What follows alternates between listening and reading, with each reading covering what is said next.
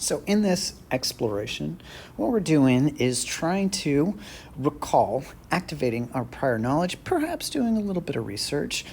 Looking at each one of these shapes, we're trying to figure out what is the area and the perimeter formula for a square, rectangle, parallelogram, triangle, trapezoids, and circles, and of course circles. We call it circumference.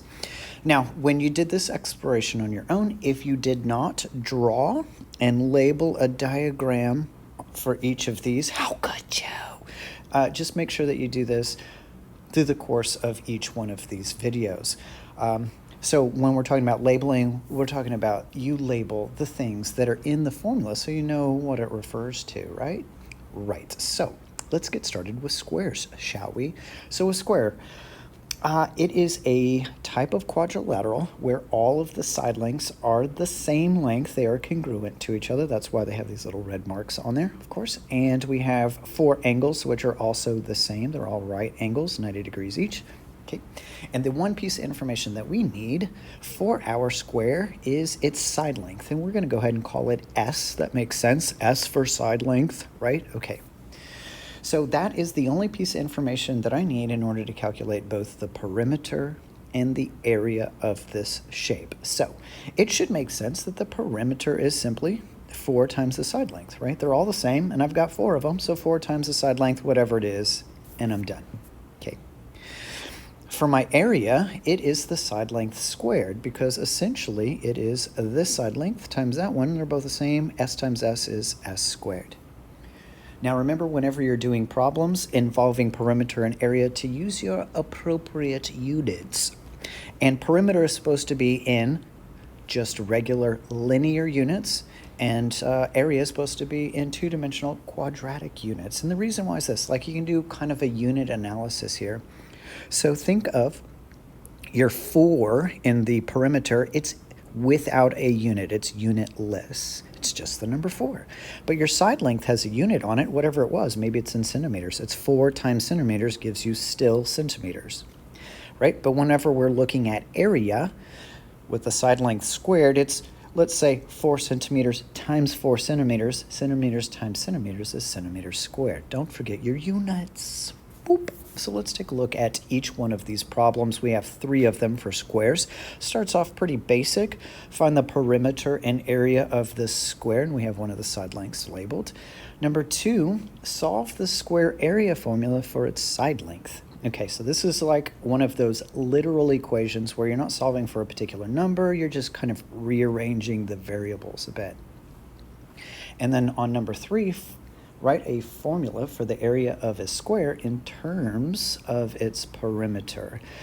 This one, as you will see, is it's basically a combination of number 2 here and solving a system of equations through substitution. So let's get started on actually working through these problems. And you may need a calculator for some of these problems. If you do, if you have one of those TI-84 calculators, swell. If you don't, I would suggest just getting this calculator right here. This is just the Desmos scientific calculator. It's good enough. Didn't have any graphing capabilities, but we don't need it for these particular problems. This should be good enough. So if you look at that icon, it's like the cube root of 27. I wonder what that is. That's a tough problem. Anyway, so let's come back over here, and on number 1, find the perimeter and the area of the square below. And our side length there is 1.6 centimeters. Let me scroll back up here. Perimeter formula, I can't remember it. What was it? Oh yeah, it's 4 times my side length. All right, that should be pretty easy to do. Perimeter is equal to 4 times my side length of 1.6. Okay, I would probably not use the calculator. The numbers are kind of small here. You can ignore the decimal place for right now. It was 4 times 16. 4 times 16, I think it's 64, right? 64. And there is 1 decimal place there, so I will just move my decimal place over 1 spot. And then what kind of units am I supposed to put on that? Well, I'm going to show you the same unit analysis that I use with my calculus kids, because it gets pretty complicated whenever you're starting to do some calculus with things and trying to figure out what the units are. Just put it in where it goes. Like the 4 that's right here, it doesn't have a unit. But the 1.6, it has centimeters. Oops.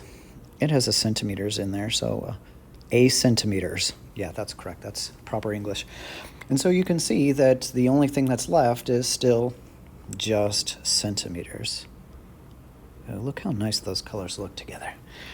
Okay, let's move on to our area for that particular problem. And I'm just going to, wait a minute, I don't remember what's the area formula again? Oh yeah, it's the side length squared. Okay, I got it. So I'm going to take the 1.6 and I'm going to square it. So again, think of it as just like 16. 16 squared, I think is 256. Okay, now where's the decimal going to go here? So remember, this is really 1.6 times 1.6. And I have to move the decimal place over 2 places, so it'd go right there. Now, as far as the units go, again, I'll do that same unit analysis. I mean, it's area. I know it's supposed to have centimeters squared, but we can see why here, because 1.6 centimeters on the first one, and I have another centimeters on the second one. I can see centimeters times centimeters to get centimeters squared.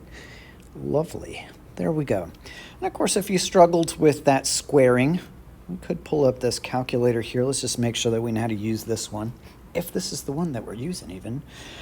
1.6, and the squaring is right over here on the far left-hand side. It says a squared. I'll just use that button there. And then the enter button is this blue arrow thingy here. Yeah, 2.56, we got it right. All right, this calculator is interesting in that it has this little fraction toggle button right beside our answer. If I click it, it goes to a fraction. Unclick it, it goes back to the decimal. It's like the good old math inner on a TI calculator to turn something into a fraction. Okay, let's look at number 2. Solve the square area formula for its side length. My first suggestion is that you highlight what it is that you're actually going to be using here, and it is the square area formula. So let's write that thing down first. Square area formula is A is equal to side squared. And it's asking me to just solve this for the side length. So we want to get our S by itself. S equals instead of A equals. Okay, well, here's one way to think of it. One way to think of it is, let's say you had the area of a square and you wanted to work backwards and you wanted to find what the side length was. What would you do? How do you undo a square? You undo a square by taking the square root. You can also think of this in terms of something like the Pythagorean Theorem. Pythagorean Theorem usually has like a c squared is equal to something, and then in order to get c, you have to take the square root of both sides. Okay, now ordinarily, whenever we take the square root of both sides of an equation, when we're solving it, we're supposed to get 2 answers, right? It's quadratic. Look at it right there. It's quadratic. We should get 2 answers. A positive and a negative. In this case, though, the negative one doesn't make any geometric sense. You're not going to have a negative area. You're not going to have a negative side length, so we just ignore it. So my final answer here is the square root of A is equal to S. And if it asks me to solve for the side length, I usually write that part down first. So I can just use the symmetric property of equality here and just flip-flop them. And so the side length is equal to the square root of the area. And then it gets boxed to make it look pretty. Okay. Blue again, maybe. Number 3, write a formula for the area of a square in terms of its perimeter. Okay, a couple of things are happening here. As I suggested, this one is going to be a system of equations, so we need to get our equations written down to see how we're supposed to rearrange things. The first part of it says, I want a formula for what? Let's mark it. We want a formula for the area of a square. Just stop right there. Area of a square formula, I'm going to write it down. A is equal to side squared, just like we had over here in number 2. In terms of its perimeter. Okay, so this is some terminology that we may not have seen before, or maybe we've seen it and we're like, what? Okay, this area formula is essentially a function. A function has inputs and it has outputs. And do you remember function notation like this, f of x? So I'm going to rewrite this like this. So a of s, since s is the input variable, is equal to s squared. I don't know why I keep zooming in. Come on, that's better. In other words, I just need an S input in order to calculate what the area for that square is. This area formula is in terms of just the side length. It's the only variable that is over there. But the question is asking me to write this in terms of the perimeter instead. Where there's an S, in some kind of way, there needs to be P here so that I just plug in perimeter, bam, I get my area, okay? In order to do that, I'm going to now write down the perimeter equation. I'm going to get rid of this function version of this because I don't need it. It's just there to illustrate a point. And I'm going to write down my perimeter equation. Stop zooming in on me. Better. Perimeter is equal to 4 times S.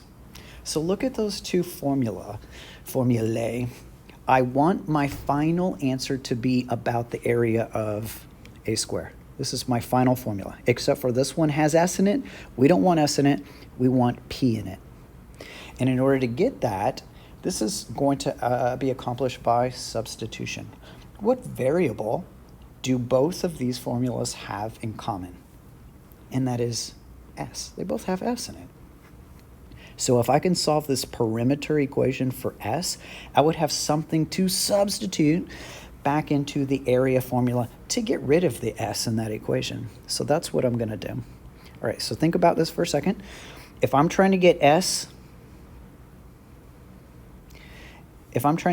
by itself, it's being multiplied by 4, so I have to get rid of the 4, and I will do that by division. I'll divide both sides by 4. And so I have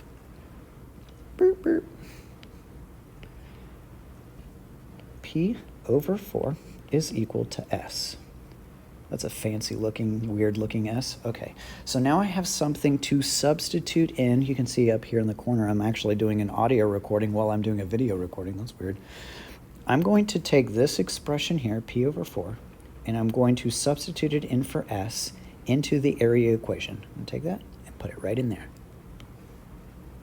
Oh, maybe that should be in pink. Boop, boop, boop, just like that. Okay, so rewriting my equation, my area will be equal to, instead of S, going to take S out, substitute in P over 4, and then square it.